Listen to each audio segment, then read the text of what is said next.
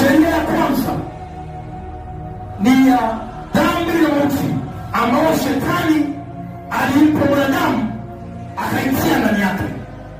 Mungu akaja na sheria ya Mungu akampa Musa ili ampe huyu, ili kuikontrol sheria ya dhambi na mauti iliyo ndani yake.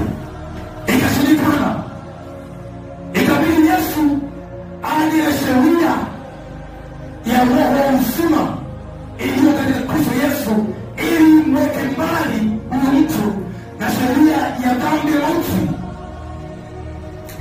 Sheria ya dhambi na mauti iko ndani yako. Yesu aliondoa sheria ya dhambi na mauti kwa kuweka mbali na sheria ya roho ya dhambi na mauti kwa sheria ya roho wa uzima.